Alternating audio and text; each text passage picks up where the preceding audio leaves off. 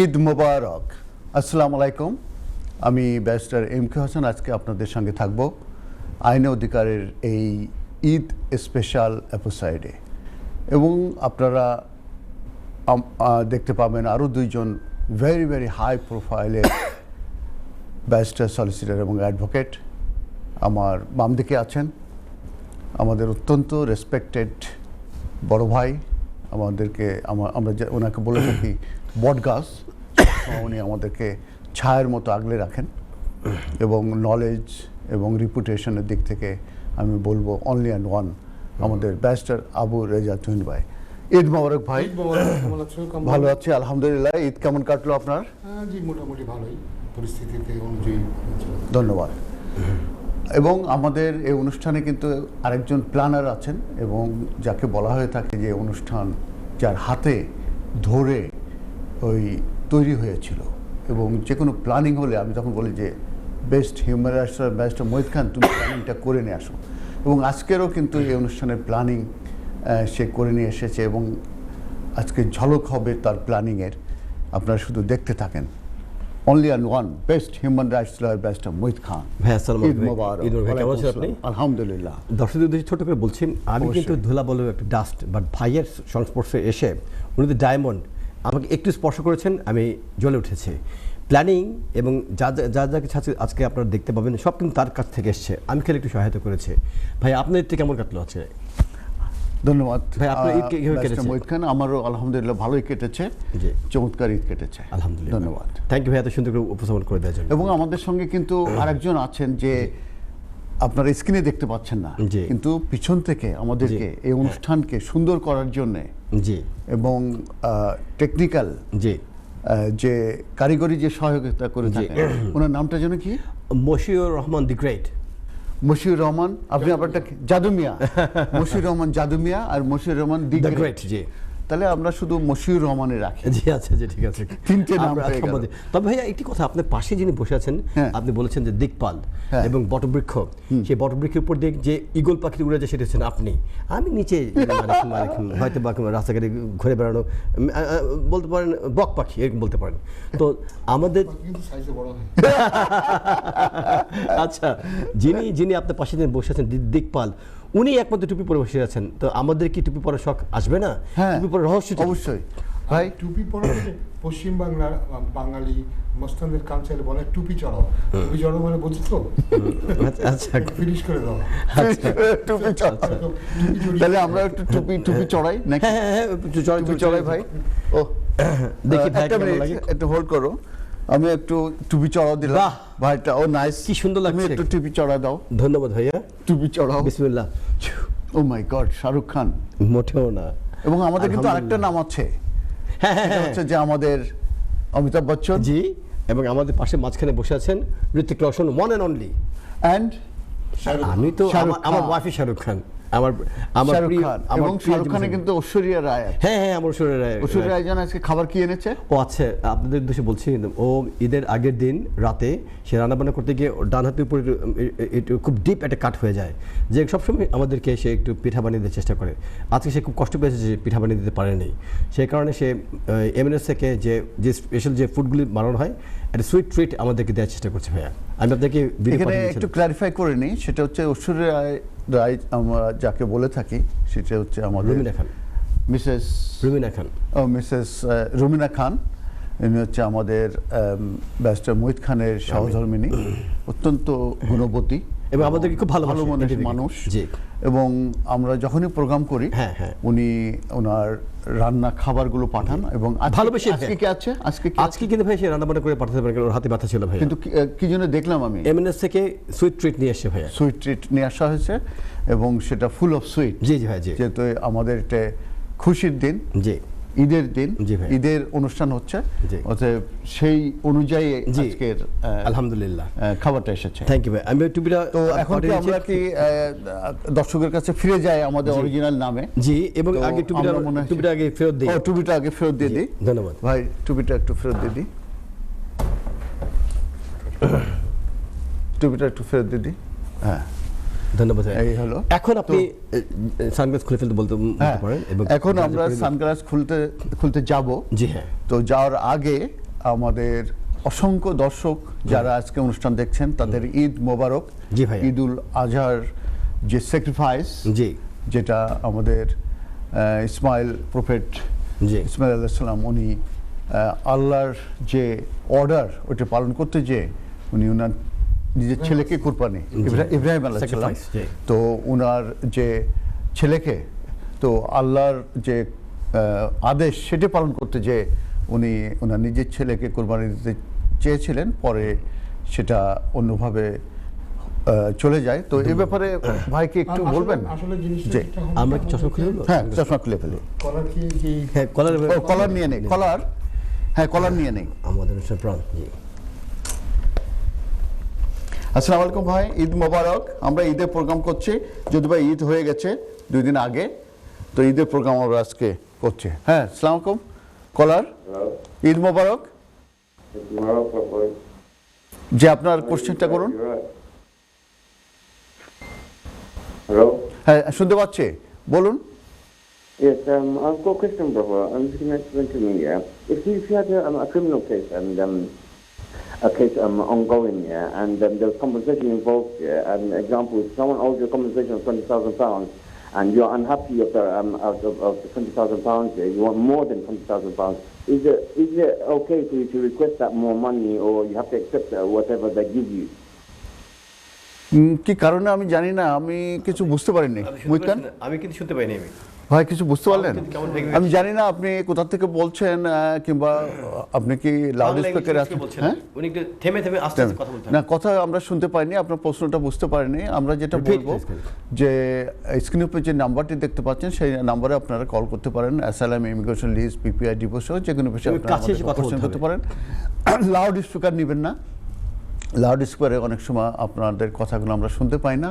এবং যেখানে টিভি আছে টিভিটা মিউট করে দিতে হবে, অথবা অন্য রুমে যে আমাদের সঙ্গে কথা বলবেন, তাহলে আমরা শুনতে পাবো এবং আপনাদের প্রশ্নগুলো উত্তর। অথবা আমরা অত্যন্ত দুঃখিত, আপনার প্রশ্ন বুঝতে পারি নাই, আপনি আবারও চেষ্টা করেন কল করার জন্য, এবং আপনার বুঝতে পারলে অবশ্যই আমরা আনসার দিব।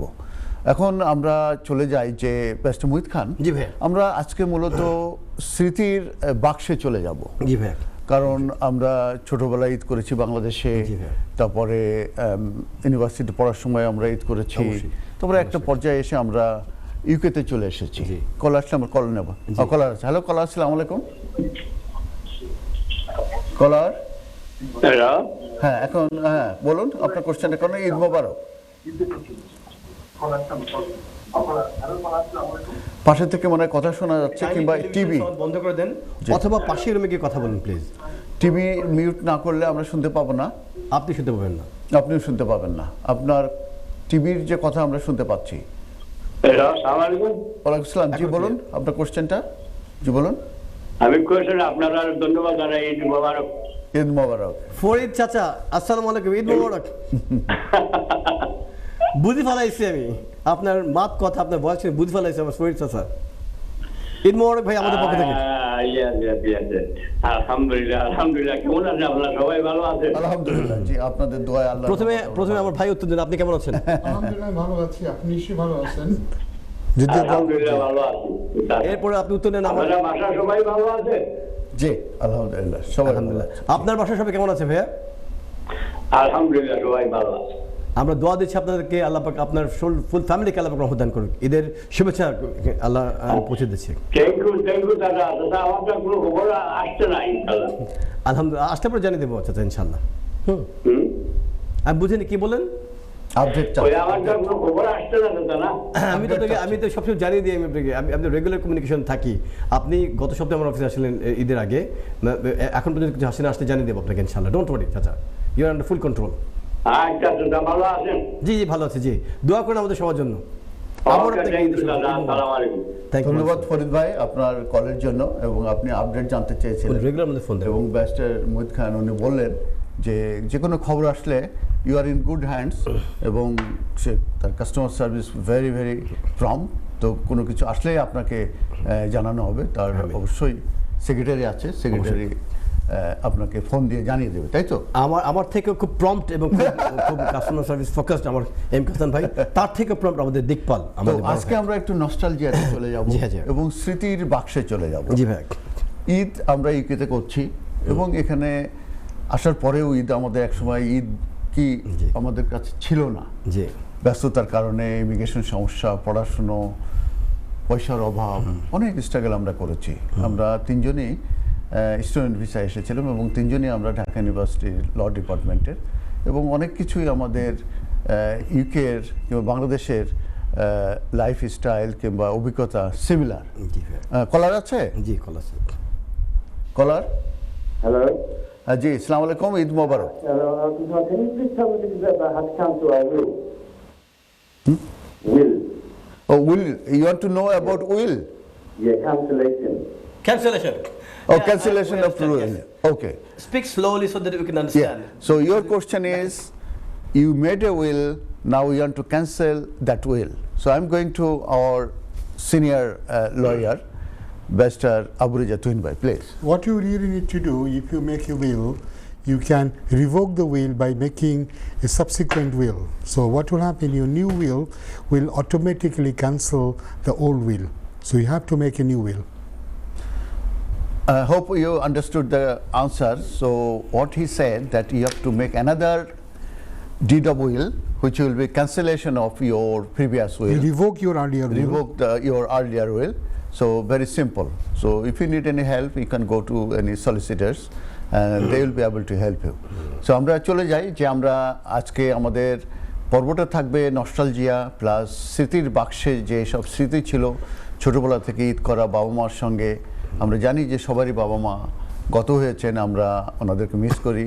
অনেকের হয়তো ভাই বোন আছেন, তারাও চলে গেছেন। যেরকম আমার একটা বোন গত বছরে ক্যান্সারে মারা গেছেন। তোমার যে একজন ভাই পিএইচডি হোল্ডার ছিলেন, উনি মারা গেছেন। ভাই তো একাই বোধহয় জি। ভাই বোনদের ভিতরে, যে কারণে আল্লাহর মতে আপনি আছেন। তো স্মৃতির বাক্সে আমরা চলে যাব যে আমরা ছোটবেলায় যে ঈদ করতাম বাবা মার সঙ্গে, সেই স্মৃতিটা কেমন একটু মঈদ খান। এবং আমি জানি যে মঈদ খান কিন্তু বাবা ছিলেন এবং মঈদ খান তো ঢাকা ইউনিভার্সিটি ক্যাম্পাসে কিন্তু বড় হয়েছেন, মানুষ হয়েছেন এবং জন্ম সেখানে। এবং তার বাবা কিন্তু আমাদেরই ঢাকা ইউনিভার্সিটি অ্যারাবিক ডিপার্টমেন্টের উনি হেড ছিলেন এবং খুবই নলেজিয়াস পার্সন ছিলেন এবং অত্যন্ত ভালো মানুষ ছিলেন।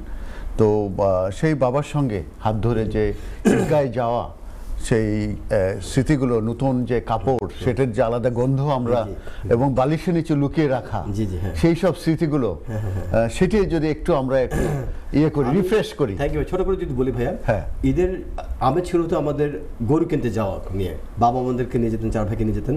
বাবা গিয়ে দেখতেন কোন গরুটা দেখতে সুন্দর, নাদুস নুদুস, এবং চারিদিকে পিটিয়ে পিটিয়ে দেখে তারপর সেই গরু কিনে নিয়ে আসতাম। সেই যে একটা আমেজ, উৎসবের একটা আমেজ। এবার আপনি বলছেন যে ঢাকা বেড়ে উঠেছি ক্যাম্পাসে ফোলা রোডে।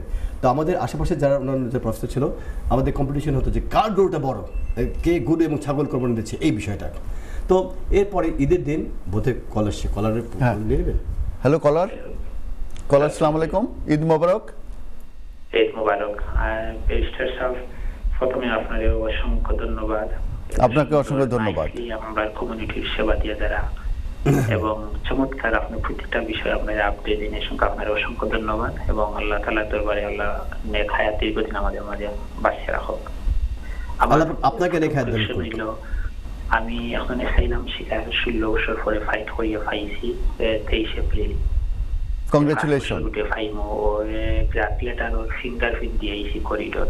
তো আমি ব্যারিস্টার সব কোয়েকশন আমার হিয়ারিং বয় আপনার 2 তারিখ এপ্রিল আমি উল্লেখ করিলাম আমি বিয়া করিয়া আইছি।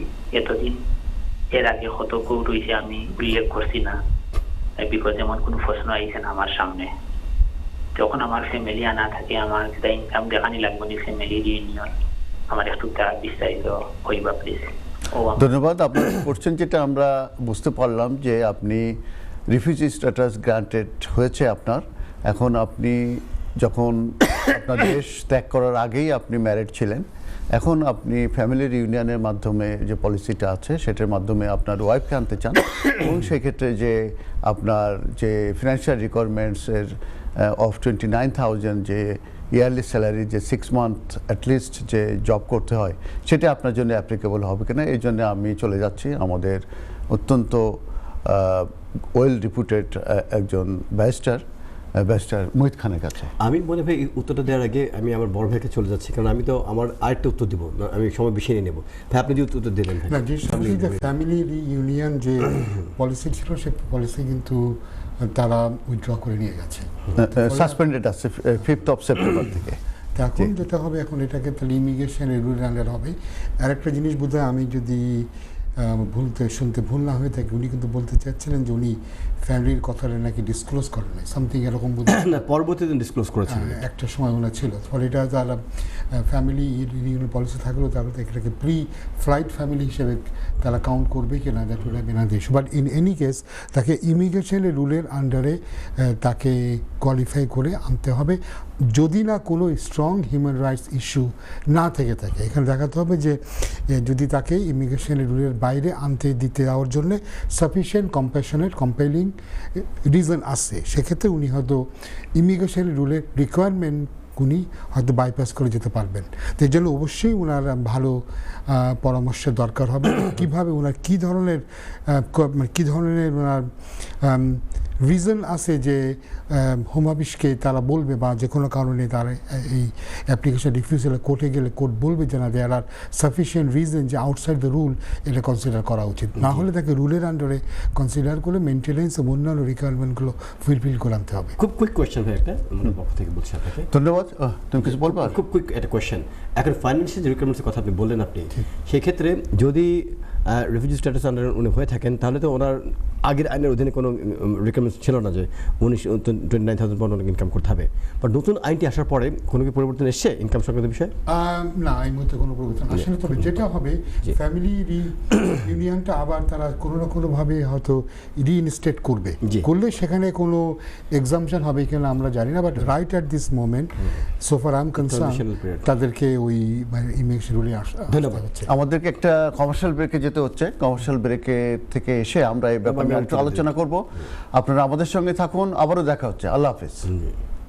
তো আমরা একটা কোশ্চেন নিয়েছিলাম এবং আরেকটা কোশ্চেন আমরা আমাদের ব্যারিস্টার মুহিত খানের কাছে জিজ্ঞেস করি। সেই কোশ্চেনের যাওয়ার আগে দেখি কল আছে বোধহয়। কল, হ্যালো কলার যদি থাকেন কল নেব, তাহলে মুহিত খানের কাছে যাবো। মুহিত খানের কাছে যাওয়ার আগে, ওয়ালাইকুম আসসালাম, ও ঈদ মোবারক। এত কণ্ঠটা চেনা চেনা মনে হচ্ছে, খুব কোকিল কণ্ঠ মনে হচ্ছে। মিসেস খান বলছি। ও Mrs Khan. I'm so very happy to see you all. A very Eid Mubarak to Amitabh Bachchan, Hrithik Roshan, and my priceless diamond, my hero, the love of my life, handsome Shami Khan. Mubarak to you all. I'm extremely sorry. My right hand is injured. So I need to pick up dite pari na, but I've sent in some sweet treats. Enjoy. Thank you so much. আমরা এইমাত্র কথা বলছিলাম আমাদের Mrs Muhith খানের Also, সঙ্গে। if I can make a special request, Maria's daddy will know this request. If you could all kindly say together, synchronization, hello Maria Khan. Oh, hello Maria Khan. Hello Maria Khan. There's a secret behind. যে কেউ phone দিলেই ওকে বলতে hello Maria খান, না বলে সে কিন্তু এমন ভাবে নাচের বন্ধ। আমি একটু দর্শকদের সঙ্গে ক্ল্যারিফাই করি। প্রথম হচ্ছে যে এইমাত্র যার সঙ্গে আমরা কথা বললাম এবং যারে আমরা কোকিল কণ্ঠে বললাম, তিনি হচ্ছেন আমাদের মিসেস মুহিত খান, ব্যারিস্টার মুহিত খানের ওয়াইফ।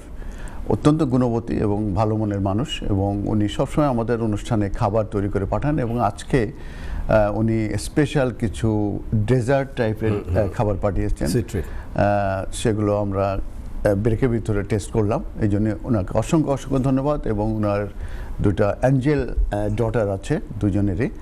তো হ্যালো মারিয়া হচ্ছে যখনই কোনো কল আসে, বড় মেয়েটি সে সবসময় এইটাই শুনতে চায়, সেজন্য আপনার hello Maria Khan. Hello Maria Khan. Okay, thank you. এখন আমি মুহিত খানে যাওয়ার আগে আমরা একটা কোশ্চেন নিয়েছিলাম, ভাই সুন্দর করে এক্সপ্লেন করেছেন। জাস্ট ভাইয়ের এক্সপ্লেনেশনটাই আমি জাস্ট একটু খুব ছোট করে করছি। সেটা হচ্ছে যে যারা অ্যাসাইলাম গ্রান্টেড হয়ে যায় before 2nd of March 2nd of March পরে কিন্তু এটা ডিউরেশন চেঞ্জ হয়ে গেছে, তারপরে ফ্যামিলি রিউনিয়ন এগুলো কিন্তু সব চেঞ্জ হয়ে গেছে।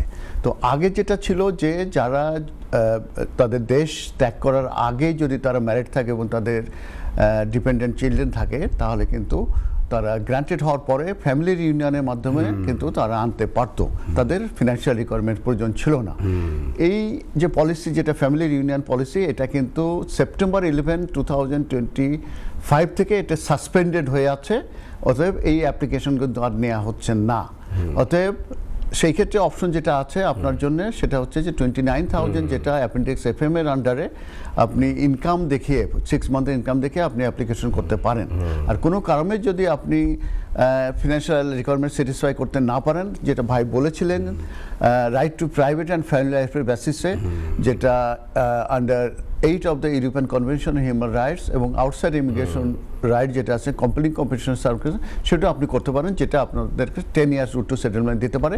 আর 29,000 যে ফিনান্সিয়াল রিকোয়ারমেন্ট স্যাটিসফাই করতে পারলে 5 ইয়ার্স রুট টু সেটেলমেন্ট পেতে পারে। কিন্তু ফ্যামিলি রিউনিয়ন কিন্তু আগে যারা পেয়েছে তাদের ক্ষেত্রে অ্যাপ্লিকেবল, বাট ওই পলিসিটা কিন্তু সাসপেন্ডেড হয়ে আছে।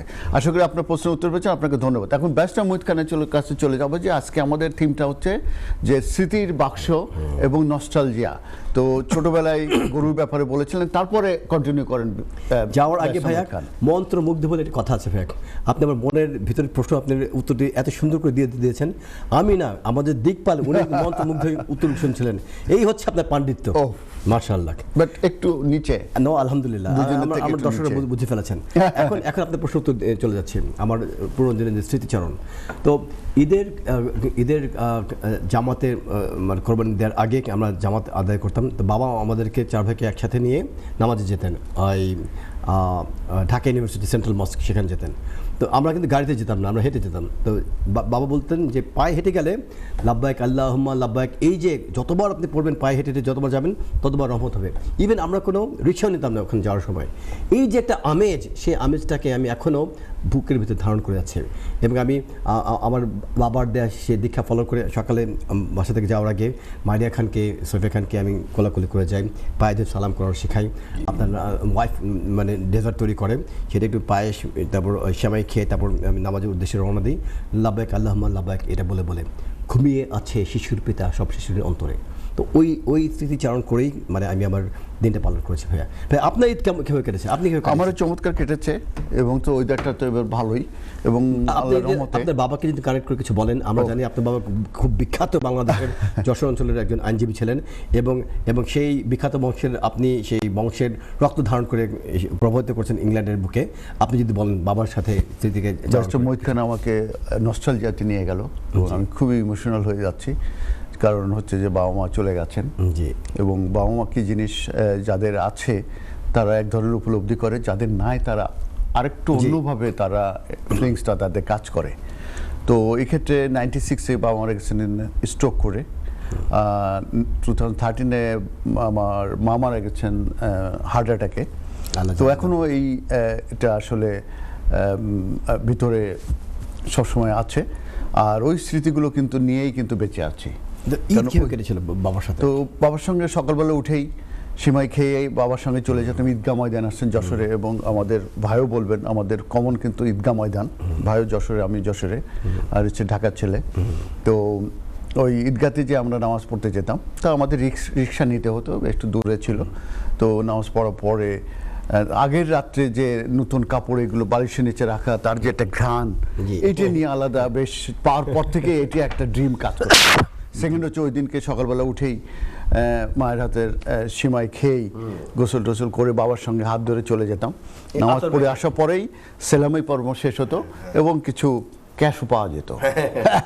এখন আমাদেরকে কেউ ক্যাশ আমরা উল্টো দেই, ক্যাশ পাওয়া যেত। তারপরে তো সারাদিন কুরবানি একটু, যে ভাই বলছিলেন যে বিরিয়ানিটা একটু পরে হতো, মাংসটা একটু পরে হতো, আর ফিতরের সময় তো তাড়াতাড়ি সব কিছু হয়ে যেত খাওয়া দাওয়া।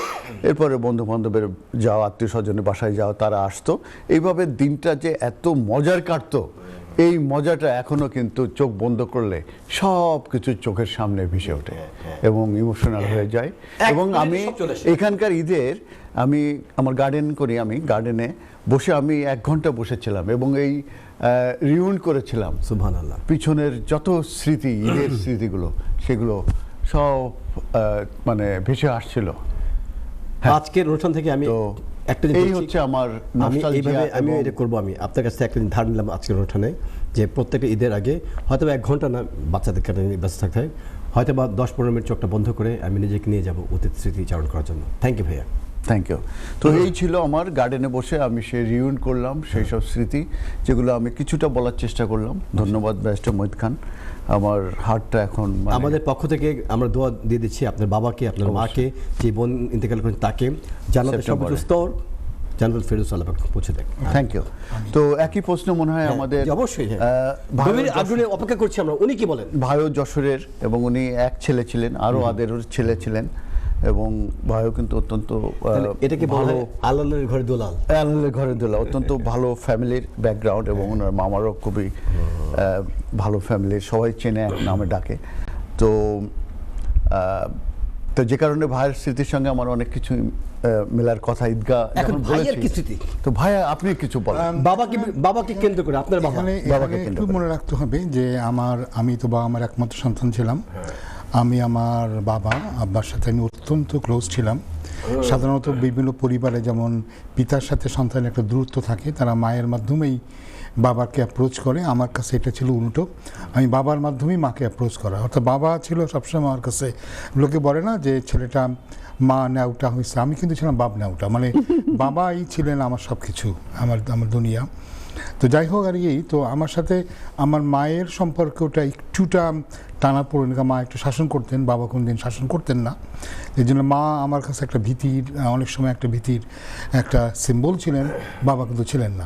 যাই হোক, আমাদের সময়কার যে আমাদের যে আমরা যখন বড় হয়ে উঠছি, সেই সময়কার যে যশোরের কথা আমরা বলছি, যশোর ঈদগাতে নামাজ পড়তে যেতাম, যেটা বললো আমাদের যেতাম, আমরা নামাজ পড়তে যেতাম, আমি আমার আব্বা যেতাম।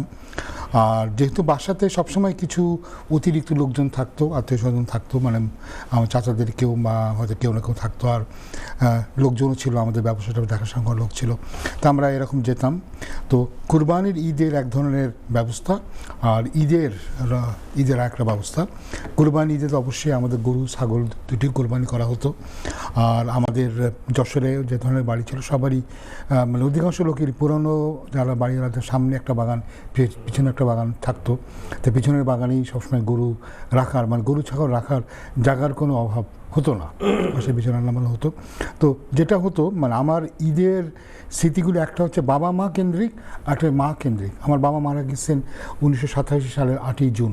8ই জুনটা অনেকেই জানে না, 8ই জুন কিন্তু আবার আমাদের ইংলিশ ক্যালেন্ডার অনুযায়ী মহানবীর কিন্তু মৃত্যু দিবস 8ই জুন। যাই হোক আর কি, এটার কোনো নাই, মানে এটা কোনো কী বলে লিঙ্ক নাই, বাট 8ই জুন সেই কারণে একটা স্মরণীয় দিন। আব্বা ওই দিনকে গত হয়েছেন। আব্বাকে নিয়ে আমার অসংখ্য স্মৃতি আছে। আমার জীবনের সবচেয়ে বড় দুঃখের এবং সুখের স্মৃতি হচ্ছে এই, আমার আব্বার স্বপ্ন ছিল যে আমি বাইরে আসব, পড়াশুনো করব, বিলাতে পড়বো, ব্যারিস্টারি পড়বো। যদি উনি প্রথমত চেয়েছিলেন আমি সায়েন্স পড়ি, যখন আমি আর্টস পড়লাম জেদ ধরে, ক্লাসের ফার্স্ট বয় সায়েন্স না পড়ে আর্টস পড়তেছে, এটা ক্লাসের স্কুলের টিচারদের কাছেও একটা শকিং ছিল। বাট আমি 5 বছর বয়স থেকে জানতাম আমি ল পড়বো, ব্যারিস্টার হবো। যখন আমি আর্টস পড়লাম তখন আমার বাবা বললেন তুমি যখন পড়ছো তোমাকে ব্যারিস্টারি পড়তে হবে। সেই সময় ব্যারিস্টারি পড়তে যাওয়া একটা বিরাট ব্যাপার। তো যাই হোক, আমার মনে আছে আমি তো স্কলারশিপ পেলাম মৃত্যুর আগের দিন 7ই জুন। আমার আব্বা আমাকে জিজ্ঞাসা করছে তোমার স্কলারশিপের কী হয়েছে। এটা কমলাতে স্কলারশিপ, আপনারা অনেকেই জানেন যে এটা খুবই সম্মানের একটা ব্যাপার, কমলাতে স্কলার হওয়া। তো অত্যন্ত দুঃখের বিষয় আপনাকে, আমাদের খুবই সৌভাগ্য যে এমন একটা দিকপালের পাশে আমরা আছি। আপনাকে ছলে আমরা যদি কিছু অর্জন করতে পারে না, কিছু না। তো 8ই জুন আর 7ই জুন বিকালে আমার আব্বা জিজ্ঞাসা করছেন হসপিটালে, রাজমান হসপিটালে, যে তোমার স্কলারশিপের কি খবর। আমি কনফার্মেশন জন্য ওয়েট করছি, নমিনেশন হয়ে গেছে বাংলাদেশ কোম্পানি নাম। এর অর্থ হচ্ছে জানিয়ে দিচ্ছি, ফুল টিউশন ফি, ফুল মেইনটেনেন্স ফি এবং থাকা খাওয়ার সমস্ত খরচ ব্রিটিশ গভর্নমেন্ট। সবচেয়ে বড় কথা যে আমার স্পন্সর ছিলেন হার ম্যাজেস্টি দ্য কুইন। দেখেন, সেই কারণে উনি বলেন আমার গায়লাম দাঁড়িয়ে গেছে। এবং সেই কারণে যেটা হলো আমার কিন্তু কোনো ভিসা ফিটি কিছুই লাগে নাই টাকা প্রস্তুত। এনিওয়ে যেটা দুঃখজনক হচ্ছে এই 7 তারিখে 7ই জুন বিকেলে আব্বা জিজ্ঞাসা করলেন, হি ওয়াজ ইন হসপিটাল। আমি বললাম এখন আসে নাই। 8ই জুন সকালে উনি মারা যান। তারই 2-3 ঘন্টা পরে কিন্তু স্কলারশিপের কনফার্মেশন লেটার আসে। আরেকটা কথা বলি ভাইয়া, তাহলে উনি শুনে যেতে পারেন না। কত বড় কহে আমি নকল হীরাটি, তাই তো বলি আমি নহ তুমি খাঁটি। আসল হীরা দেখেন, আসল হীরা। তো একটা কথা আমি সবসময় বলি, এবং এটা এখান থেকে আমি সবাইকে আমি বলি, আমাদের অনেকেই আছেন ফ্যামিলি অনেক কিছু বলেন, কিন্তু আমি আমার আব্বাকে for a variety of reason আমি তাকে খুব গ্রেট ম্যান বলি। কেন বলি, যে উনি যখন মৃত্যুশয্যায় শোয়া অবস্থা উনি আমাকে ডেকে বলছেন, বাবু তুমি আমার যোগ্য সন্তান, আমার জন্য তুমি কোনোদিন মন খারাপ করবে না, আমার কি হয়েছে, আমি আছি কি নাই, এটা নিয়ে তুমি চিন্তা করবে না, তুমি জীবনে কোনো দিন পিছনে ফিরে তাকাবে না, তুমি সবসময় সামনের দিকে তাকাবে, তোমার গতি হবে সামনের দিকে। এবং তারপরে আমার চাচাকে ডেকে বললেন যে আমি মারা গেলে তুহিন তার মাকে ছেড়ে একমাত্র সন্তান, সে যেতে চাইবে না, তোমরা তার কোনো কথাই শুনবে না, তোমরা তাকে জোর করে প্লেনে উঠিয়ে দেবে, তাকে বিদেশে যেতে হবে, বড় হতে হবে। এবং সেখান থেকে একটা বড় শিক্ষা আমি সবাইকে কথা বলি, মানুষ যদি জায়গা মুভ না করে সে বড় হতে পারে না। আজকে তুমি ঢাকা থেকে যদি ইংল্যান্ডে না আসতে পারতে, তুমি কি মুহিত খান হতে পারতে? সেই যশোরের বেসপাড়া বারান্দিপাড়া ছেড়ে যদি কামরুল এখানে আসতে পারতো, তাহলে সে কি আজকে লেজেন্ড কামরুল হাসান হতে পারতো? কবি নজরুল ইসলাম যদি বর্ধমানে আসানসোল থেকে বেরিয়ে না আসতো, সে কোনো কবি নজরুল হতে পারতো? এই জন্য মানুষকে মুভ করতে হয়। এবং আমাদের মহানবীকেও কিন্তু মক্কা ছেড়ে মদিনাতে যেতে হয়েছে।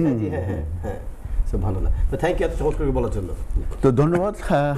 এখন আমরা আরেকটা কোশ্চেনে চলে যেতে পারি, যে আমরা ইতিহাসে সবাই কম বেশি স্ট্রাগল করেছি, পড়াশুনো, ইমিগ্রেশন সমস্যা বিভিন্নভাবে। তো বাংলাদেশের ঈদ আর এখানের ঈদের তখন আমরা যখন এসেছি তখন তো ডেফিনেটলি আমাদের ডিফিকাল্ট টাইমে গেছে, এখন একটা অনেক সেটেল হয়েছে। তো এখন কিভাবে কম্পেয়ার করা যাবে? আসলে মুহিত খান, তুমি কি খুবই হ্যাপি, কিংবা এটা কি ইন প্রোগ্রেস, কিংবা ইট ইজ কামিং আপ, তোমার কি ধারণা মনে হয়? আমি মনে করি ভাইয়া, খুব মানে বিনয়ের সাথে জানাচ্ছি, যে একটা সময় ছিল আমি বাংলাদেশের যে ঈদের উদযাপনকে খুব মিস করতাম, আর এখন আমি আমার জীবনের শ্রেষ্ঠ মানে গিফট আল্লাহর কাছ থেকে পেয়ে গিয়েছি। আমার জীবনের অর্ধাঙ্গিনী ঐশ্বর্যাকে পেয়ে গিয়েছে। আল্লাহ পাক আমাকে দুটো সুন্দর বাচ্চা দিয়েছেন, আমাকে আল্লাহ পাক এনটিভি ফ্যামিলি দিয়েছেন। আপা সকালবেলা উঠে মুহিত ভাই আপনি কোথায়, কখন আসবেন আপনি? আর আগে তো ইংল্যান্ডে ঈদ করার সময় আমি বাবু ভাইয়ের সাথে আবার সাথে ঈদের নামাজ আদায় করতে যেতাম। এখন ফ্যামিলি হয়ে যাওয়ার কারণে ফ্যামিলির সাথে ঈদের উদযাপন করি। তো বাংলাদেশের সাথে যে পার্থক্যের যে কথাটা বললেন, অবশ্যই বাবা মা ভাই বোন পরিবারদেরকে অবশ্যই মিস করি, বাট আমি এখন অনেক বেশি ফ্যামিলি ওরিয়েন্টেড। হ্যালো কলার, আসসালামু আলাইকুম। ওয়ালাইকুম সালাম। ভাইয়া আমি একটা জিনিস জানতাম চাইলাম আর কি। জি বলুন প্লিজ। আমার ওইকে আনছিলাম 18,000 উপরে ইয়ে দেখাইয়া। জি। যেমন আমার এই সাহিটা গেছে কি, ফার্মটা গেছে কি। জি। ফার্ম দেওয়া এখন গিয়ে আমি মনে করি 1,000 বলা যে করি আর কি, প্রত্যেক মাসে বা তোরাও যেভাবে সময় সেল যে তারপর ডেলিভারি ডেলিভার। এখন এক্সটেনশনের টাইম হয়েছে, আরো 3 মাস বাকি আছে। এখন আমি চাইলাম আর কি যে 10 বছরের লো করতো, তাইলে কিটা কোনো টেস্ট দেওয়া লাগবো নি 10 বছরের লো, আর ফ্রি ভিউ অ্যাপ্লাই করতাম পারবো নি, বা সামনে কিটা করতাম, কিটা অ্যাপ্লাই করলে ভালো হইব, ফোনটা রাখা বাদে কইবা আর কি। আচ্ছা, আমি একটা কোশ্চেন আছে আপনার কাছে। আপনি বলছেন যে আপনার ওয়াইফ আসছে এবং আপনি সেলফ এমপ্লয়েড হিসাবে ডেলিভারি ম্যান, কিন্তু আপনি 18,600 আপনার ইনকাম নেই 6 মাসে কিংবা 1 বছরে, তাই তো? জি জি তাই। তো এখন কি আপনাদের কি কোনো বাচ্চা আছে? হ্যাঁ, 2টা বাচ্চা আছে। ওকে, 2টা বাচ্চা আছে এবং আপনার তারা ব্রিটিশ সিটিজেন, ঠিক আছে? জি জি, ব্রিটিশ পাসপোর্ট বানাইছি তারা। হ্যাঁ, এবং ঠিক আছে, এই ক্ষেত্রে আমি ছোট করে আনসারটা দিয়ে দিই। এই ক্ষেত্রে যেটা হবে সেটা হচ্ছে যে আপনি যখন এনেছিলেন তখন 18,600 আপনি ফিনান্সিয়াল রিকভারি স্যাটিসফাই করতে পেরেছিলেন। এখন যদি আপনি করতে না পারেন তখন এটা 10 ইয়ার্স রুট টু সেটেলমেন্টে চলে যাবে, এবং এটা অ্যাপ্লিকেশনটা ইনশাআল্লাহ সাকসেসফুল হওয়ার খুবই সম্ভাবনা হবেই, কারণ হচ্ছে যে ব্রিটিশ বাচ্চা যেহেতু আছে। অতএব আপনার যেটা করতে হবে, আপনি এখানে আপনি ফি ওয়েভারও পেতে পারেন যদি আপনার ইনকাম কম থেকে থাকে। তো ফি ওয়েভারের জন্য অ্যাপ্লিকেশন করলে ফি ওয়েভার অ্যাকসেপ্ট হলে একটা কোড দেবে, সেটা দিয়ে আপনার যে অ্যাপ্লিকেশনটা আছে সেই অ্যাপ্লিকেশনটা আপনি করবেন। এবং এখানে মূলত রিলাই করতে হবে আপনাকে 2 বাচ্চা যারা ব্রিটিশ, আপনার ওয়াইফ সম্ভবত ব্রিটিশ এবং আপনার যে তাদের সঙ্গে আপনি আছেন আপনার ওয়াইফের সঙ্গে লাস্ট 2 ইয়ার্স, এটার যে কোঅ্যাবিটেশনের যে প্রুফ অফ অ্যাড্রেস সেই ডকুমেন্ট, তারপর ম্যারেজ সার্টিফিকেট তো লাগবেই, বার্থ সার্টিফিকেট লাগবে, বাচ্চাদের কপি পাসপোর্ট থাকলে দেবেন, আপনাদের কপি পাসপোর্ট, আপনার ওয়াইফের কপি পাসপোর্ট, টেনেন্সি এগ্রিমেন্ট, এই ডকুমেন্টগুলো দিয়ে অ্যাপ্লিকেশন করতে পারবেন এবং এই অ্যাপ্লিকেশনগুলো সাকসেসফুল হওয়ার খুবই সম্ভাবনা আছে। অতএব এটা কিন্তু 10 ইয়ার্স রুট টু সেটেলমেন্টে চলে যাবে, অতএব এটা কিন্তু আর 5 ইয়ার্স রুট টু সেটেলমেন্ট থাকবে না। আশা করি আপনার প্রশ্নের উত্তর পেয়েছেন, আপনাকে ধন্যবাদ। তো আমরা কার কাছে ছিলাম?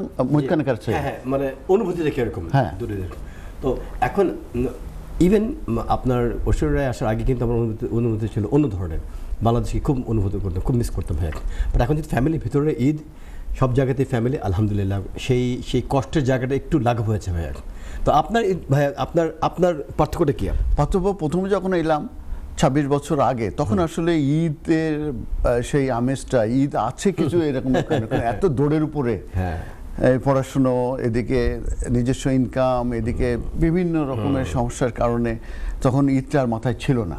যখন আস্তে আস্তে সেটেল হলাম, যখন আস্তে আস্তে একটু সচ্ছলতা বাড়লো, আমাদের একটা ব্রেক টাইম আছে, পরে এসে আমরা একটা আলোচনা করব। দর্শক আপনারা আমাদের সঙ্গে থাকুন, এরপরে আমাদের পার্সোনাল পারফরমেন্স থাকবে, তারপরে আবার কল নিব এবং আমরা এই স্মৃতির জানালা থেকে আমরা আলোচনা করব। ধন্যবাদ। আমরা এনটিভির এই জনপ্রিয় অনুষ্ঠান আইনি অধিকার থেকে সেই দর্শক আমরা কল নিচ্ছিলাম, আপডেট দিচ্ছিলাম এবং আমরা কিছু স্মৃতিচারণ করছিলাম যে ঈদে আমাদের ছোটোবেলা কেমন কেটেছে। স্মৃতির বাক্স থেকে আমরা সেই স্মৃতিগুলো নিয়ে এসেছিলাম এবং আমরা শেয়ার করছিলাম।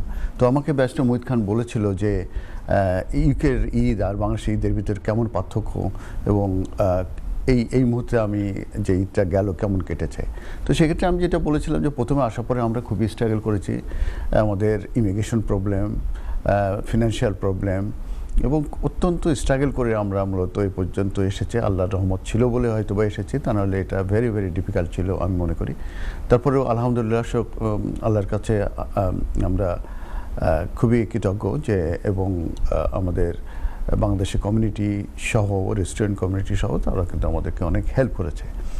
তো তখন যে সমস্যাগুলো ছিল, বিভিন্ন সমস্যার কারণে বুঝতে পারিনি, কিন্তু আস্তে আস্তে সচ্ছলতা, ইমিগ্রেশন, সেটেলমেন্ট, তারপরে একটা পর্যায়ে আসার পরে এখন কিন্তু ভালোই লাগে। তবে এখন যেটা দেখি যে এখন বড় পার্কে ঈদগুলো হচ্ছে, যে ঈদগুলো আমরা বাংলাদেশে ঈদগাহেতে করে থাকি, সেইটা কিন্তু একটা আলাদা আমেজ আসছে, যেটা অনেক পরে এসেছে এবং এখন কিন্তু এটা কন্টিনিউ হচ্ছে। বিশেষ করে ওয়েদার ভালো থাকলে এটা কিন্তু সব জায়গায় হচ্ছে, এটি কিন্তু আমরা এখন এনজয় করছি। এবং আমি ফেসবুকে ওই জন্য দেখলাম যে মাংস আস্ত নিয়ে আসছে, মানে জবে করার পরে মাংসগুলো নিয়ে এসে তারা কাটছে, ওইটা দেখেও খুব ভালো লেগেছে।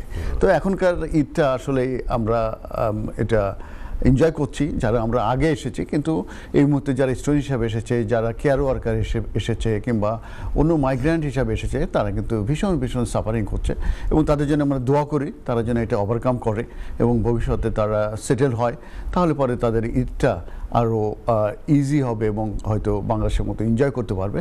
কিন্তু তারা এই মুহূর্তে খুবই খুবই খারাপ সময়ের ভিতরে দিয়ে যাচ্ছে, যেহেতু আমরা হিউম্যান রাইটস এবং ইমিগ্রেশন নিয়েই আমাদের মেনলি কাজ কারবার।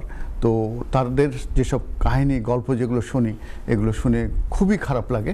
তো তাদের জন্য আপনারা দোয়া করবেন এবং আমরা সবাই মিলে দোয়া করি। জি, অবশ্যই। ব্যারিস্টার মুহিত খান, ঠিক আছে? চমৎকার। আপনি আপনার অতীত অভিজ্ঞতা এবং যুক্তরাজ্যে আসার পর আপনার অভিজ্ঞতা এবং এর পাশাপাশি নতুন যারা ইমিগ্রেন্ট কমিউনিটি তাদের কথা বলেন, তাদের জন্য খুবই প্রাণ কাঁদে, সমবেদনা প্রকাশ করুন ভাইয়া। খারাপ লাগে আলহামদুলিল্লাহ। এখানে হচ্ছে আপনার মানবতা ভাইয়া। তো আমার মনে হয় যে এখন আমাদের যে দিকপাল বটগাছ, বড় ভাই, অ্যাডভাইজার অফ আইন অধিকার, তুমি তো প্ল্যানার এবং তুমি তো এটাকে তৈরি করেছিলে 15 ইয়ার্স আগে, মনে আছে? সেই হুঁশিয়ার, সাবধান, সেটা কি বলে দেবো? যে প্রথম কি কলার আছে। হ্যালো কলার, আসসালামু আলাইকুম। আসসালামু আলাইকুম। ওয়ালাইকুম আসসালাম। জি বলুন ভাই, কেমন আছেন ভাই? ভালো আছেন? আলহামদুলিল্লাহ, আপনাদের দোয়ায় আল্লাহর রহমতে ভালো আছি। জি আচ্ছা, আমার একটা প্রশ্ন হচ্ছে, আমি 24 বছর পরে দেশে যাচ্ছি নেক্সট উইক। তো আমি লিভ টু রিমেইনে আছি বা সেন্টার রাইটে পাইছি, তো আমি একা যাচ্ছি। জি জি। তো ই ভিসার অ্যাকাউন্টও আছে, পাসপোর্টও অ্যাক্টিভ আছে, সবকিছু আছে। Very good. এখন আমাকে কি কি করতে হবে দেশে দায়িত্ব হইলে ভিসা কি প্রিন্ট আউট করতে হবে?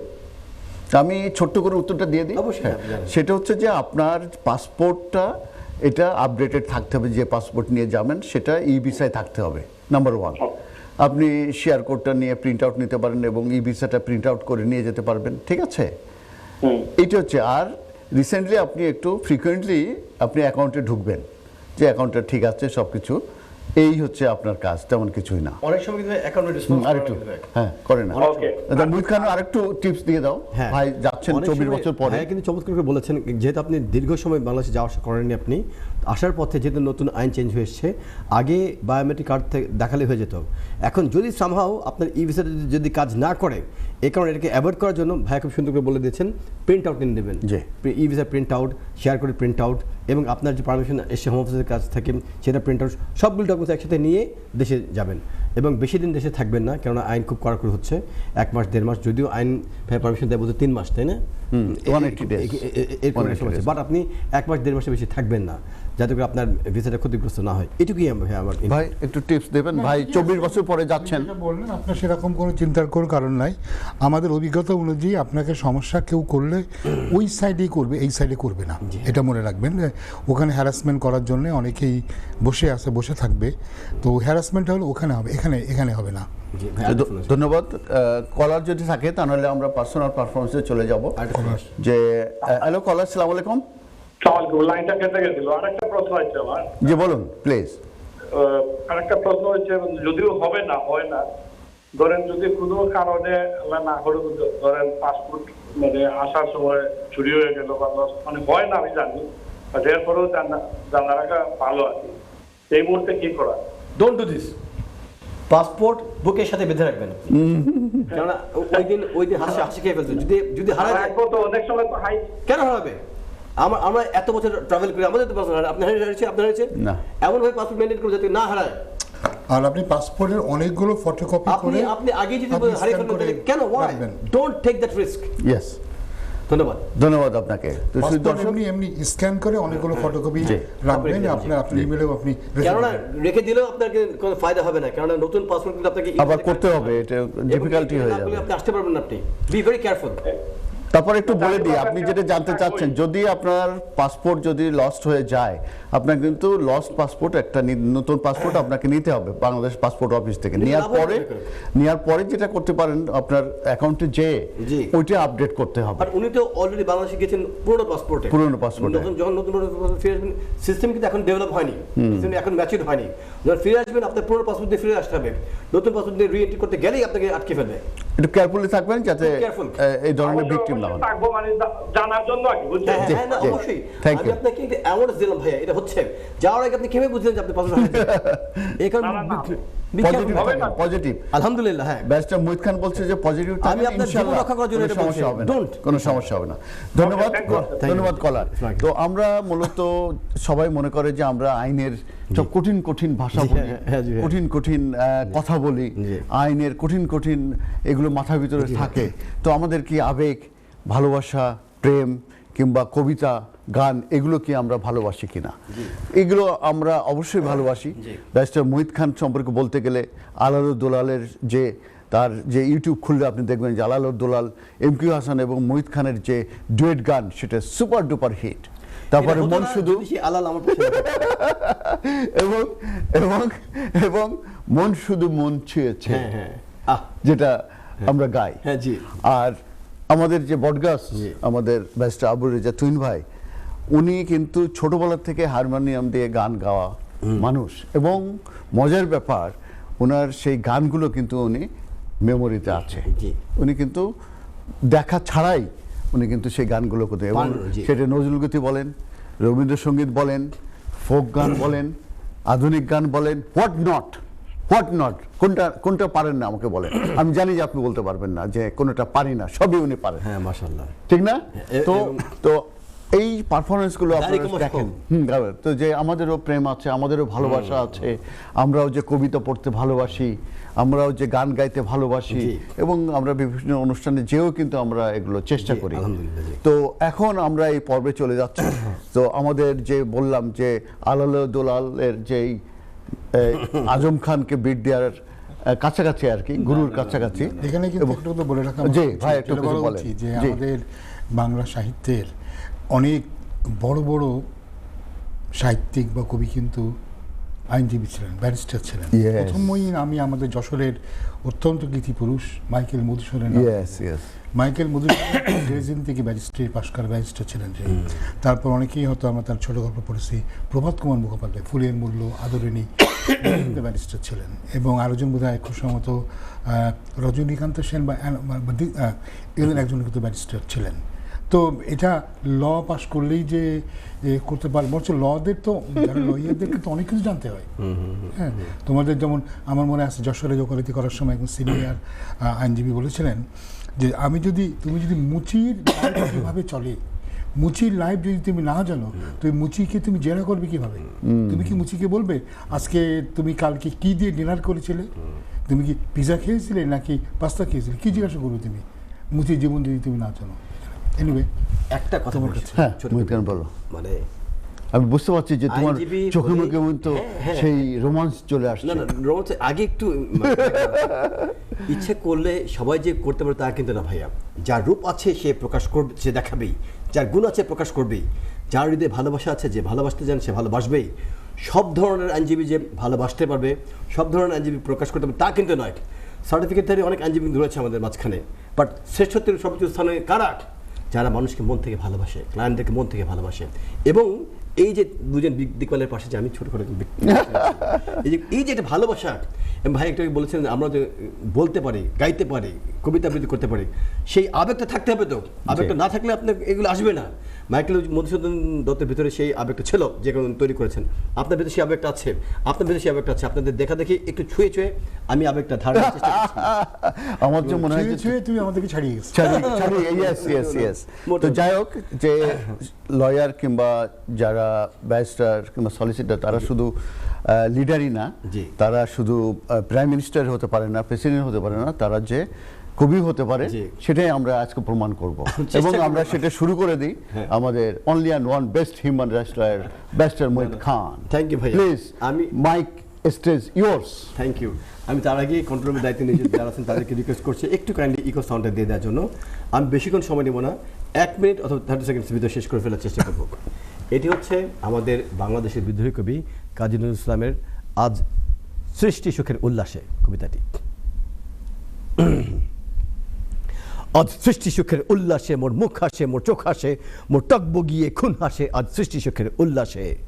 আজকে আমার রুদ্র প্রাণের পল্ললে বান ডেকে ওই জাগলো জোয়ার, দোয়ার ভাঙা কল্লোলে। আসলো হাসি, আসলো কাঁদন, মুক্তি এলো, আসলো বাঁধন। আমি আবারও বলছি, আসলো হাসি, আসলো কাঁদন, মুক্তি এলো, আসলো বাঁধন। মুখ ফুটে আজ বুক ফাটে মোর, তিক্ত দুঃখের সুখ হাসে, আজ সৃষ্টি সুখের উল্লাসে, আজ সৃষ্টি সুখের উল্লাসে। ধন্যবাদ। ও, আমরা তন্ময় হয়ে শুনছিলাম, কত মোটেও না, চমৎকার, কত মোটেও। চমৎকার। Thank you, well sir. Done, well done. না না এটা কাজী নজরুল ইসলামের প্রলয় উল্লাস কবিতা। দেখেন। এবং এটাকে কিন্তু পরবর্তীকালে সুর আরোপ করা হয়েছিল। জি। এবং অনেকেই হয়তো জানেন আমাদের 75 সালের পট পরিবর্তনের পরেই এটা কিন্তু অনেকবার, তোমার হয়তো মনে আসছে কিনা জানি না, তখন তো তুমি খুবই ছোট, বাট এটা কিন্তু বারে বারে বাজানো হতো 75 এই সময়টাতে। আচ্ছা আচ্ছা, দেখেন এখন কি- কিভাবে সলিড ব্যাকগ্রাউন্ড বলে দিলেন। ও মাই গড। তো এখন দাড়ি কমা সহ। আমরা কি আমাদের এখন আমাদের যে দিকপাল, আমাদের যে কাণ্ডারি আজকে যে অনুষ্ঠান এত সুন্দর করে আমাদেরকে হাত ধরে নিয়ে এসে যিনি পরিচালনা করছেন, আমরা জানি বাংলাদেশে এক কথা আছে যে একই অঙ্গে এত রূপ, এরকম পরিবর্তন খুঁজছিলাম। আমার ভাইয়ের যে একজনের অঙ্গে এতগুলি রূপ, সেই রূপের একটি বই প্রকাশ আজকে করে দেখান। আপনি কি কবিতা আবৃত্তি করবেন নাকি গান গাবেন? আমি বলি যে কামরুল একাই 600, আমরা বলি 100, ভাই বলছি 600, আমি বলবো 1200। একটু রোমান্টিক এবং একটু স্যাক কবিতা বলুন ভাই প্লিজ। হ্যাঁ সুনীল গঙ্গোপাধ্যায়ের কেউ কথা রাখেনি। জি অবশ্যই। কেউ কথা রাখেনি, 33 বছর কাটলো, কেউ কথা রাখেনি। ছেলেবেলা এক বৈষ্ণবী তার আগুনে গান হঠাৎ থেমে বলেছিল, শুক্লা দ্বাদশীর দিন অন্তরাটুকু শুনিয়ে যাবে। তারপর কত চন্দ্রভোগ অমাবস্যা চলে গেল, কিন্তু সে বৈষ্ণবী আর এলো না। 25 বছর প্রতীক্ষায় আছি। মামা বাড়ির বাজে নাদের আলী বলেছিল, বড় হও দাদা ঠাকুর, তোমাকে আমি 3 প্রহরের বিল দেখাতে নিয়ে যাব, যেখানে পদ্ম ফুলের মাথায় সাপ আর ভোমর খেলা করে। নাদের আলী, আমি আর কত বড় হব? আমার মাথায় এই ঘরের ছাদ পুড়ে স্পর্শ করলে তারপর তুমি আমায় 3 প্রহরের বিল দেখাবে? একটাও রয়্যালগুলি কিনতে পারিনি কখনো। লাঠি লজেন্স দেখে দেখে চুষেছে লস্কর বাড়ির ছেলেরা। ভিখারির মতো চৌধুরীদের গেটে দাঁড়িয়ে দেখেছি ভিতরে রাস উৎসব। অবিরল রঙের ধারার মধ্যে কঙ্কন ফরাফস্যার রমণীরা কত রকম আমাদের হেসেছে, আমার দিকে তারা ফিরেও চায়নি। বাবা আমার কাছে বলেছিলেন, দেখিস একদিন আমরাও।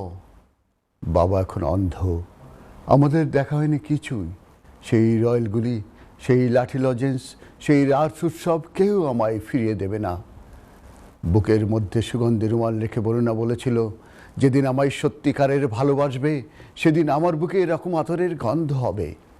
ভালোবাসার জন্য আমি হাতের মুঠোয় প্রাণ নিয়েছি, দুরন্ত ষাঁড়ের চোখে বেঁধেছি লাল কাপড়, বিশ্ব সংসার তন্ন তন্ন করে খুঁজে এনেছি 108টা নীল পদ্ম। তবু কথা রাখেনি বরুণা, এখনো তার বুকে শুধু মাংসের গন্ধ। এখনো সে যে কোনো নারী, কেউ কথা রাখেনি। 33 বছর কাটলো, কেউ কথা রাখে না। ধন্যবাদ ভাইয়া। আমি ছোট করে কথা বলি, তোমার বুকে হাত রেখে আমি ভাইয়া, আমি কিন্তু আত্মগন্ধ পাচ্ছি। তার মানে আমাদের ভালোবাসাটা মহৎ, পিওর। যে কবি কবিতা রচনা করেছেন ওনাকে ছ্যাঁকা দিয়ে ওনার প্রেমিকে চলে গিয়েছিলেন, আমরা আপনাকে ছ্যাঁকা দিইনি। ভাইয়া ভাইয়া, আপনি দেখেন আপনি আত্মগন্ধ পাচ্ছেন, আপনি আত্মগন্ধ পাচ্ছেন। হ্যাঁ, আমরা সবাই কথা রেখেছি, কথা রাখবো আমরা ইনশাআল্লাহ। এখন ভাই সম্পর্কে ভাই ইন্ট্রোডাকশন দিবা কিছু? আমি যে কবিতাটা আবৃত্তি করতে গিয়ে থেমে গিয়েছিলাম, ভাইয়া যেভাবে ব্যাখ্যা দিয়েছেন, শানে নজরুল মানে দাড়ি কমা সহ এত সুন্দরভাবে বলছেন। এই যে বিশাল ব্যক্তিত্ব, যিনি, আমি তো আপনাকে বলছি একই অঙ্কে একই রূপ, ওনার তো একই অঙ্ক একই ওদিকে যে রূপগুলি সব রূপ ধারণ করে বসে আছেন। ভাইয়া, আমরা জানি আপনি খুব সুন্দর করে কবিতা আবৃত্তি করেন, খুব সুন্দর করে আপনি গানও গান। আপনি কি কাইন্ডলি আজকে এনটিভির দর্শকদের জন্য ঈদের অনুষ্ঠানটিতে আমাদের ভালোবাসার সাথে নিয়ে বুকে ধারণ করে কিছু উপহার দেবেন? কি দিতে চাচ্ছেন? আমি চেষ্টা করব একটা গান গাইতে, যদিও আমি দীর্ঘদিন আমাদের আইন পেশায় জড়িত হয়ে পড়াশোনার কারণে সঙ্গীতকে ভালোবাসলেও সঙ্গীত আমি ওইভাবে সাধনা করতে পারিনি। এটা আমার জীবনের একটা দুর্ভাগ্য। এবং আমার জীবনে যদি কেউ জিজ্ঞাসা করে তোমার জীবনের অতৃপ্তিতে কী হচ্ছে, তার মধ্যে একটা আছে এটা। একটু থামছি, সেই অতৃপ্তিকে তৃপ্তি দিয়ে আপনি উপস্থাপন করতে, সেখানে একজন আসছে। তো ঠিক আছে, একটু ইথারের সাউন্ডটা কি একটু দেওয়া যাবে? হ্যাঁ, একটু ইকো সাউন্ডটা কাইন্ডলি। আমি কন্ট্রোল রুমের দায়িত্বে যারা আছেন তাদেরকে রিকোয়েস্ট করছি। ওকে, তো শুরু করি। Mic yours. হাল ফ্যাশনের বাবু শোনো, রাজা শোনো, ফকির শোনো, কুলি চাষি মজুর শোনো, শোনো সত্যি কথা, যা বলছি তা গল্প নয়, যা দেখছো তা মিথ্যে নয়। এই মানুষ ছিল বন মানুষের রূপে, ইতিহাসেই বলে আদলটা তার বদলে গেছে দিন বদলের ফলে। এই মানুষ ছিল বন মানুষের রূপে, ইতিহাসেই বলে আদলটা তার বদলে গেছে দিন বদলের ফলে। শুনে অবাক হইও না, চমকেই উঠো না, এই মানুষ ছিল বন মানুষের রূপে, ইতিহাসেই বলে। বাস ছিল তার গুহাতে পায়ের সাথে দুহাতে, বাস ছিল তার গুহাতে পায়ের সাথে দুহাতে, লাফ দিয়ে যে চলতো তারা পাহাড় থেকেই জঙ্গলে। শুনে অবাক হইও না, চমকেই উঠো না, এই মানুষ ছিল বন মানুষের রূপে, ইতিহাসেই বলে। আজ কারো বা সেই বন্য যুগের স্বভাব গেছে রয়ে, ছদ্মবেশে কেউ বা আছে বন মানুষই হয়ে। আজ কারো বা সেই বন্য যুগের স্বভাব গেছে রয়ে, ছদ্মবেশে কেউ বা আছে বন মানুষই হয়ে, সেই নাচা কুদা লয়ে। মন না বুঝে কেউ খালি রূপ দেখে দেয় হাততালি, মন না বুঝে কেউ খালি রূপ দেখে দেয় হাততালি, আসল ফেলে আবার বা কেউ নকল নিয়ে যায় চলে। শুনে অবাক হইও না, চমকে উঠো না, এই মানুষ ছিল বন মানুষের রূপে, ইতিহাসেই বলে আদলটা তার বদলে গেছে দিন বদলের ফলে, এই মানুষ ছিল বন মানুষের রূপে, ইতিহাসেই বলে নানা গল্প নয়, নানা মিথ্যে নয়, নানা গল্প নয়, নানা মিথ্যে নয়। ভাইয়া এত চমৎকার, আমরা তন্ময় হয়ে শুনছিলাম। একটা কথা বলি, আমি সবসময় একটা কথা বলি যে মানে জ্ঞান পাপী, তাই না? ভাইয়া যে গানটা গেলেন, এই বন মানুষ কীভাবে মানুষ হয়ে সভ্য সমাজে ফিরে এসছে, তারপরেও এক শ্রেণীর মানুষ রয়ে গেছে বন মানুষ, বাট উপর দিয়ে দেখাচ্ছে রূপ দিয়ে যে ভালো মানুষ। এদেরকে আমি বলি জ্ঞান পাপী, এদেরকে সভ্য সমাজে এসে সভ্য মানুষ হতে হবে। ভাই আপনার গানের সারমর্ম তাই নয় কি? এত চমৎকার করে ভাইয়া গান গেছেন ভাই, আমি আমি আমি আমি আমি মুগ্ধ হয়ে গেছি ভাই। আপনার অবস্থান কি? আপনার কেমন লাগলো? ভালো লেগেছে ভাই, তো সবসময় ভালো গান, এবং আমি যেটা বলেছি উনি ছোটবেলা থেকে কিন্তু যে হারমোনিয়াম নিয়ে গান শেখা সেটা উনি করেছেন, এবং আমার সবসময় আমরা এই সময়ের জন্য অপেক্ষা করি যে উনি গান গাইবেন এবং আমরা তন্ময় হয়ে শুনবো, এবং সেটা ভালো লেগেছে। তবে এখন আমার একটা রিকোয়েস্ট আছে অডিয়েন্স থেকে, সেটা হচ্ছে যে ব্যারিস্টার মোহিত খান কিন্তু খুবই ভালো একজন শিল্পী, এবং তার সঙ্গে আমি জাস্ট একটু লিটল বিট থেকে থাকি, তো যে শুধু মন ছুঁয়েছে এটা আমরা তিনজনে মিলে একটু কোরাস করি 4 লাইন। আচ্ছা, মন কথা বলতে থাকেন, আমি একটু মানে শুধু দর্শক, আজকে কিন্তু আমরা যে অনুষ্ঠানটা করছি এটা ঈদুল আজহা উপলক্ষে অনুষ্ঠানটি। ঈদুল আজহা হয়ে গেছে, আপনারা চমৎকারভাবে ঈদ করেছেন। যারা ইউকের বাইরে বাংলাদেশে ঈদ করেছেন তাদেরকে ঈদ মোবারক জানাচ্ছি এবং ঈদের শুভেচ্ছা জানাচ্ছি। আর আজকে আমরা তিনজনে এসেছি, আমরা সাধারণত এই আইন অধিকার অনুষ্ঠানটি করে থাকি। আমি এক সপ্তাহে আসি, মোহিত খান আর এক সপ্তাহে আসি, ভাই 2 সপ্তাহে আসেন, এইভাবে 4 সপ্তাহে আমরা 4 জন ভাগাভাগি করে আসি, এবং এটা কমিটির জন্য আমরা এই প্রোগ্রামটা করছি, এবং এটা আমার জন্য লাস্ট 15 ইয়ার্স হয়ে গেল, 15 ইয়ার্স হয়ে গেছে। এবং আমি এই অনুষ্ঠানে প্রথম এসেছিলাম ব্যারিস্টার মোহিত খানের হাত ধরে, এবং পরবর্তীতে ভাই এসেছেন। আমরা তিনজনে কিন্তু এটার প্রতি ডেডিকেটেড আছে। এখন আমরা গানে চলে যাই, এরপরে হয়তো ইনস্ট্যান্টলি শুরু করছি আমরা। ভাই বলেছেন, অনুরোধ করেছেন 2 মিনিটস আছে, আমরা গানটা হয়তো গান গাইতে গাইতে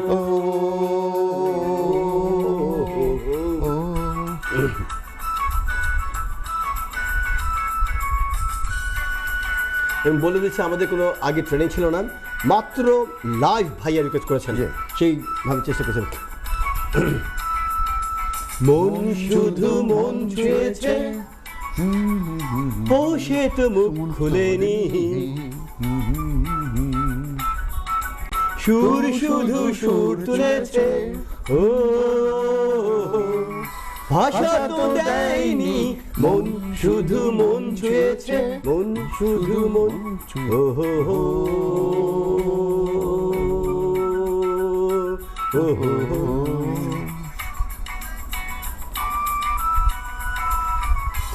ভাষা তো দেয়নি, মন শুধু মন ছুঁয়েছে, মন শুধু মন। আপনারা বুঝে গিয়েছেন, আমরা কিন্তু কোনো ট্রেনিং নিয়ে আসেনি। আমরা যদি ভুল করে ফেলি, এই ভুলের ভিতরে আমাদের সৌন্দর্য, আপনাকে মেনে নেবেন। তো যাই হোক, আমাদের অনুষ্ঠান একেবারে শেষে এসেছে। ব্যারিস্টার মোহিত খান, কেমন লাগলো অনুষ্ঠান, এবং দর্শকদের ভিতরে যদি 10 সেকেন্ডে প্লিজ। আপনারা সবাই অনেক ভালো থাকবেন, সুস্থ থাকবেন। যারা বন্ধুত্ব রক্ষা করবেন, সামনে বন্ধুত্ব রক্ষা করবেন, পেছনে বন্ধুত্ব রক্ষা করবেন, পেছনে গিয়ে ছুরি দিয়ে খাই মারবেন না, বন্ধুত্ব রক্ষা করবেন। ধন্যবাদ। আমার খুব ভালো লাগলো। আমরা প্রতি প্রায় 1 বছর পর এরকম অনুষ্ঠান করি। আশা করি দর্শকদের অনুষ্ঠান ভালো লেগেছে, এবং আমরা যাতে আবারও সামনে আসতে পারি, আল্লাহ এইটুকু তৌফিক দেন, করতে পারি। দর্শকদের সাথে সরাসরি একটা সম্পৃক্ততা হচ্ছে, ভালো লাগছে। দর্শকদের সবার কাছেই আমার শুভেচ্ছা। আপনারা ঈদের আনন্দ উপভোগ করুন, সবাই ভালো থাকেন, সুখী থাকেন। শুধু দর্শক, আমাদেরকে বিদায় নিতে হচ্ছে, আপনারা ভালো থাকবেন, এবং আগামী শনিবারে কিন্তু আমরা একইভাবে আসবো, তিনজনে মিলে এই অনুষ্ঠানটা দেখবেন, এবং লিগ্যাল আপডেট দেবো, কল নেবো, এবং আমরাও এইভাবে গান কবিতা পড়বো। ভালো থাকবেন, সুস্থ থাকবেন, আল্লাহ হাফেজ, আসসালামু আলাইকুম, ঈদ